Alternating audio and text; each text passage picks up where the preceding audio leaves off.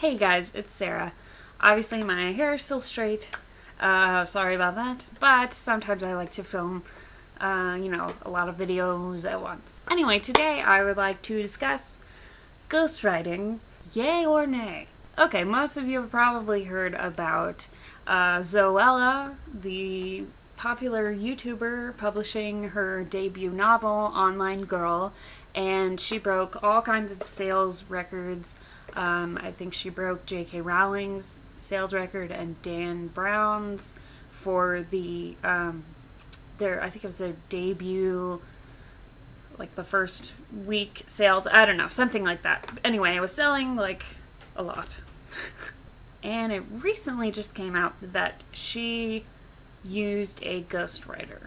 Now, we don't know to what extent she used a ghostwriter. She said that the story and the characters were hers, and she, just had someone helping her. I think Penguin has confirmed that she didn't write the book by herself. But a lot of the internet and YouTube is in an uproar because a lot of people were kind of irritated that she even published a book and was doing so well, which I think is kind of immature in itself.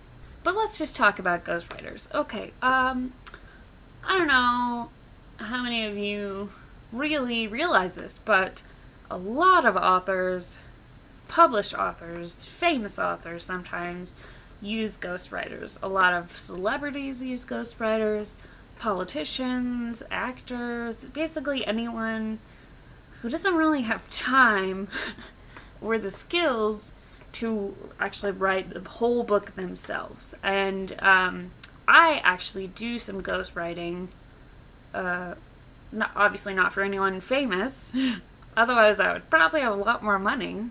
But yeah, I have done some ghostwriting. I've done a lot of freelance editing, and I completely understand why she might have used a ghostwriter on something like this. Now, do I understand the frustration? Yes. I mean, it is difficult. I'm sure a lot of you out there are writers and have been writing for a long time and are maybe having trouble getting published. And then, this girl has like such a huge book deal and sales and everything just because she's, famous on YouTube. So I understand why that might be frustrating. And then turns out, she didn't even write it herself. Okay, I get that. But at the same time, she worked really hard to get where she is as a, famous YouTuber.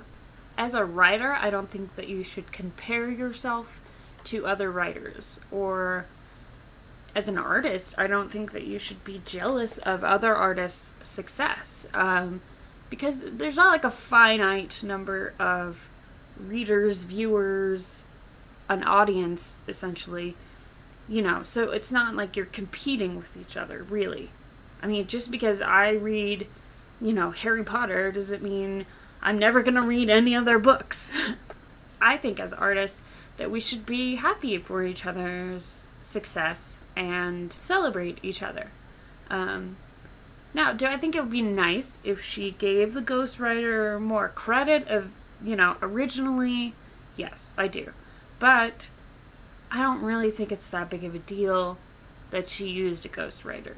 I haven't read the book. I've heard that it's a fun sort of contemporary YA. Is it YA? I don't know.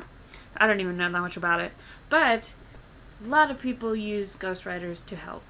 And that's pretty much all I have to say on the subject.